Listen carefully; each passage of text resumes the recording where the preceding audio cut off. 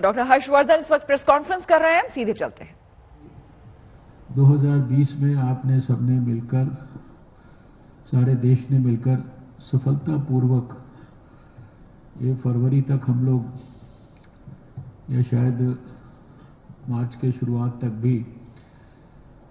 एक ऐसी स्थिति में थे जब काफ़ी सिग्निफिकेंटली शायद रोज़ के केसेस 10,000 से भी कम हो गए थे। और उस परिस्थिति से अभी हमारी पिछले 2 महीने के अंदर जो है परिस्थिति के अंदर एक परिवर्तन आया है। इसमें कोई शक की बात नहीं कि ये जो सर्ज है ये रैपिड है, इसके थोड़े से डिफरेंट करैक्टर्स हैं और इस डिफरेंट करैक्टर्स होने के कारण इसका अलग अलग तरीके से मैनिफेस्टेशन हो रहा है। तेजी से हमारे बेड्स भर रहे हैं, लेकिन ये भी सच है कि हम सब प्रकार की परिस्थितियों के बारे में आज उससे लड़ने के लिए ज़्यादा बेटर ढंग से इक्विप्ड हैं, कम से कम मेंटली, इंटेलेक्चुअली, मॉरली और अपनी करेज की दृष्टि से। शायद हमारे पास आज पहले के मुकाबले 1 साल क्योंकि हमने लड़ाई को लड़ा है, सक्षम तरीके से लड़ा, हमारे पास उससे भी ज़्यादा कॉन्फिडेंस है। और इसलिए मेरी आज यहाँ आने का पर्पस ये था कि एक तो प्रेजेंट सिनेरियो को फीडबैक तो जो मिलता है उसके साथ साथ मैं direct from the horses mouth जिसे कहते हैं, आप सबके मुंह से भी मैं सुन के समझूं, फिर कहाँ कहाँ हम लोगों के लिए सुविधाएं कॉम्प्रोमाइज़ ना हो, कोविड के लोगों के लिए भी ना कॉम्प्रोमाइज़ हो और नॉन कोविड में जो कम से कम ऐसे लोग हैं जो कि किसी भी कीमत पे जो सर्विसेज कॉम्प्रोमाइज़ नहीं होनी चाहिए, वट एवर द सिचुएशन में भी, वो भी हम कॉम्प्रोमाइज़ ना होने दें। उसके लिए हम आज की परिस्थिति में क्या उसमें अपने सिस्टम्स के अंदर क्या अमेंडमेंट्स कर सकते हैं, क्या सुधार कर सकते हैं, क्या रिफॉर्म्स कर सकते हैं। कभी कभी तो इमरजेंसी सिचुएशंस के अंदर जो हम मजबूरी में रिफॉर्म करते हैं वो ऐसे होते हैं कि जो शायद आने वाले समय के लिए हमें बेटर तरीके से काम करने के लिए भी मौका देते हैं। तो इस दृष्टि से मेरी आपसे मैं वो सारी जो बातें यहाँ एक एक पर्टिकुलर डिपार्टमेंट में कितने बेड्स खाली हैं, कितने भरे हैं, कितने इमरजेंसी में लोग वेट कर रहे हैं, कितने कोविड पॉजिटिव हैं, कितने एनआईसी झज्जर में चले गए हैं, ये सब मैं निटी ग्रिटी पर बात नहीं कर रहा, लेकिन 2-3 मेरे आपको सुझाव हैं कि किसी भी परिस्थिति में हम अपने धैर्य को कॉम्प्रोमाइज़ ना होने दें और जो एक साल में, 1.25 साल में इस कोविड के खिलाफ लड़ाई लड़ते हुए जो एक कोविड वॉरियर्स ने देश के बीच में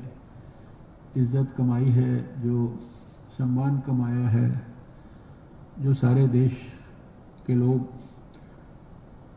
मेडिकल प्रोफेशन से जुड़े लोगों को और उसके साथ साथ एक और कैटेगरी भी इमर्ज हुई जिसको फ्रंटलाइन वर्कर्स कहा गया। इन्होंने जो भी कुछ इज्जत कमाई है वो अपनी मेहनत के कारण कमाई है, वो अपनी सिंसियरिटी के कारण कमाई है, वो अपनी ईमानदारी के कारण कमाई है और वो अपनी जो उनकी मानवता के प्रति जो ड्यूटी थी उस की गहराई और गंभीरता और सिंसियरिटी के कारण कमाई है। वो ना तो ज़बरदस्ती उन्होंने छीनी है, ना ही उनको ज़बरदस्ती थोपी गई है, वो सेल्फ अर्नड है और उसको भी प्रोटेक्ट करके रखना, उसको भी प्रिजर्व करना। और जो चैलेंजिंग टाइम होता है वो मैं समझता हूँ कि वो सबसे बड़ा टीचर होता है। सिर्फ हमें हमारा दृष्टिकोण उसके हिसाब से उसको नए सिरे से परिवर्तन करने की होती है। तो इस चैलेंज के अंदर हम लोग बड़े लेवल पे सोचते हैं, उसके ऊपर फिर इंस्टीट्यूशन एक लेवल पे सोचती है, लेकिन आप अपने अपने सिस्टम में, अपने अपने डिपार्टमेंट में आप उसी प्रॉब्लम को और ज़्यादा, जिसे कहते हैं कि उसका जो बहुत बड़ा एनलार्ज्ड व्यू है वो आपको दिखाई देता है। दूर से हम देखते हैं तो शायद हमारे को उसका माइक्रोस्कोपिक व्यू दिखता है। इसलिए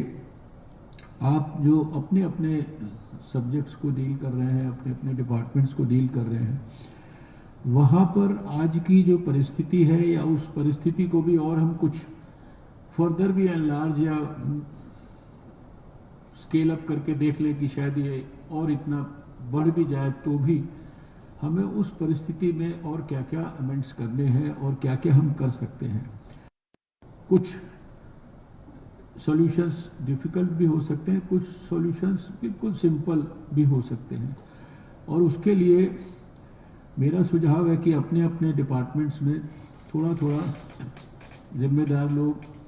ब्रेनस्टॉर्मिंग रेगुलरली करें। यहाँ पर भी जो एक्सरसाइज है ये केवल एक सिंबॉलिक एकेडमिक एक्सरसाइज ना रहकर, और इसके अंदर से भी जो बेस्ट सॉल्यूशंस निकलते हैं जो आप करते हैं यहाँ पर, उनको भी हम तुरंत साथ साथ इम्प्लीमेंट करते जाएं। डिपार्टमेंट में भी बहुत सारी चीज़ें ऐसी हैं जिनके लिए कुछ चेंजेस करने के लिए आपको किसी की कोई परमिशन की ज़रूरत नहीं है, किसी की कोई फाइल पे अप्रूवल की ज़रूरत नहीं है। आपको समस्या सामने दिखाई दे रही है, उसका आपको लगता है ये सॉल्यूशन है, उसको सॉल्यूशन को तुरंत इम्प्लीमेंट कर दीजिए। आपको अपनी आज की परिस्थिति में अपने अपने सिस्टम्स के अंदर उन सॉल्यूशंस को इम्प्लीमेंट करने की मैं समझता हूँ कि पूरी इंडिपेंडेंस है, और कोई ऐसे कोई बहुत बड़ी उसके अंदर शायद रॉकेट साइंस मैं समझता हूँ कि नहीं होगी। और जहाँ जहाँ आपको लगता है कि ये सॉल्यूशंस हैं जो इजीली हम इनोवेटिव सॉल्यूशंस करते हैं, ताकि हम और बेहतर ढंग से कोविड के खिलाफ जंग को लड़ने में,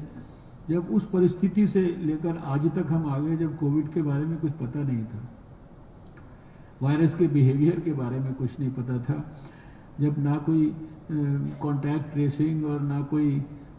आइसोलेशन और ना कोई क्वारंटाइन और ना कोई ट्रैकिंग, ये सब बातें तो पहला केस आने के बाद शुरू हुई, जब उसके बाद और उसके बाद फिर ये सारी चीज़ें हमने धीरे धीरे डेवलप की हैं। कंटेनमेंट जोन भी और लोकलाइज्ड लॉकडाउन भी, और ये सारे जितने भी आज शब्द हम सुनाई हमें देते हैं, जितनी भी चीज़ें आज जगह जगह लोग, पहले एग्जाम्पल्स जो है वो भारत सरकार ने गाइडलाइंस दे देकर सारे देश को इस्टेब्लिश करके दिखाए, समझाए। अब स्टेट्स भी इतनी इक्विप हो गई हैं with all sorts of idea suggestions कि वो अपनी अपनी परिस्थिति के हिसाब से भी निर्णय करने के लिए सक्षम है। ऐसे ही हमारे इंस्टीट्यूशंस और all India institute of medical sciences ने बहुत महत्वपूर्ण भूमिका निभाई है। आपने खाली यहाँ पर अपने यहाँ आने वाले मरीजों को ही नहीं ठीक किया है, लेकिन टेली कंसल्टेशन के माध्यम से देश भर के हमारे जो यहाँ एक्सपर्ट डॉक्टर लोग बैठे हैं, उन्होंने टेली कंसल्टेशन से देश भर के डॉक्टर्स को भी, मरीजों को भी साल भर जो है हमने एडवाइस दिया है। बहुत देश भर के स्थानों पे, बड़े बड़े कई स्थानों पर सो कॉल्ड वीआईपी पेशेंट्स जो एडमिट होते थे, वो उनको भी यहाँ के हमारे डॉक्टर्स ने लगातार जो है हेल्प किया है। यहाँ की हमारी टीमें जो हैं वो भी जो है बड़े बड़े स्थानों पर जो है कितने सारे मरीजों को देखने के लिए गई हैं। यानी हमने विषम से विषम परिस्थिति का भी बहुत ही करेज के साथ सामना किया है। और जब हमने सामना किया, ऐसा नहीं कि बीच में एक साल के अंदर, अभी हम, क्योंकि अभी हम आज की बात कर रहे हैं, इसलिए पिछले एक साल में हमारे सामने कितनी प्रकार की कितनी तकलीफें आई हैं, कितने ऐसे संवेदनशील क्षण आए हैं, हम उनको शायद भूल गए हैं। तो उन क्षणों में भी हमने जो है उसमें से we have emerged victorious out of that. और इसीलिए मुझे ये पूरा विश्वास है कि ये भी जो क्षण आया है, ये भी अगर हमने धैर्य और अपना करेज, अपनी सिंसेरिटी और अपना जो 1-1.25 साल का, आपको मेडिकल प्रोफेशन का तो सबको तजुर्बा वो दशकों का है, लेकिन कोविड का भी अब तजुर्बा जो है वो 1 साल से ज़्यादा का हो गया है, और सब प्रकार की परिस्थिति क्या क्या है और क्या क्या हो सकती है इसका सबका सामना करने की दृष्टि से, इसलिए शायद ऐसी परिस्थिति में जब मरीज जिसको तकलीफ होती है उसके लिए शायद ये पहला अनुभव होता है। उसको नहीं पता कि अस्पताल में भीड़ लगी है, अस्पताल में बेड नहीं है, अस्पताल की इमरजेंसी में जाने पे भी शायद उसको प्रॉपर बेड नहीं मिल सकता या वो प्रॉपर आईसीयू तक नहीं पहुंच सकता। उसके लिए ये पहला अनुभव है। लेकिन हम सब तो क्योंकि 1-1.25 साल से यही सब देख रहे हैं, तो शायद हमारे लिए ये रूटीन हो सकता है। और ऐसे ही समय पे मैं ऐसा मानता हूं कि हमारे लिए सबसे बड़ा टेस्ट होता है, क्योंकि जो मरीज है उसको भले ही उस समय एक प्रॉपर बेड के ऊपर लेटने की सुविधा ना मिल पाए, लेकिन अगर उस समय उसको जो ट्रीटिंग डॉक्टर है या अटेंडिंग डॉक्टर है या जो वेलकमिंग डॉक्टर है उसके प्यार के संवेदनशीलता के साथ भरे हुए उसको 2 शब्द भी सुनने को मिल गए कि आप चिंता मत करो, हम आपकी पूरी चिंता कर रहे हैं और ऐसा कुछ नहीं आपको होगा, या हमें आपको ये एडवाइस देनी है। मैं ये कह रहा हूँ, इसका मतलब ये नहीं कि आप ये सब नहीं करते हैं, लेकिन जो ऐसी परिस्थिति के अंदर जिस प्रकार के धैर्य की हम सबको आवश्यकता है, वो हमारे को सुनिश्चित करना है कि हम वो जो टेंशन के अंदर जो मरीज है, उसके जो रिश्तेदार हैं, उसके जो अटेंडेंट्स हैं, हम कैसे उनको उस परिस्थिति में भी हम उनके चेहरे के ऊपर जो उनकी स्माइल है उसको मेंटेन करा सकते हैं। ये मैं समझता हूँ कि ये बहुत बड़ा कठिन काम नहीं है। और इसके साथ साथ लगातार कंटिन्यूअस चिंतन करते जाइए और क्या क्या चीज़ें और करनी है। स्टाफ बढ़ाने के लिए क्या करना है, नर्सिस को और एम्प्लॉय करने के लिए क्या करना है, डॉक्टर्स के लिए और क्या करना है। अभी मान लीजिए अब समस्या आई कि भाई नर्सिस को हमने एम्प्लॉय तो कर लिया, लेकिन उनका जो मेडिकल है उसको होने में 2 महीना लगता है। तो उसका समाधान था कि भाई तुरंत सरकार ने परमिशन दिया कि भाई आप इनको काम पे लगा लीजिए, मेडिकल वो करा लेंगे, 1 महीने में करा लेंगे, 2 महीने में करा लेंगे। ऐसे बहुत सारे सॉल्यूशंस होंगे। अभी डॉक्टर साहब ने कहा कि भाई वो डॉक्टर उपलब्ध है, आप वॉक इन करिए, वॉक इन करके आप एम्प्लॉयमेंट लीजिए और काम पर जुट जाइए।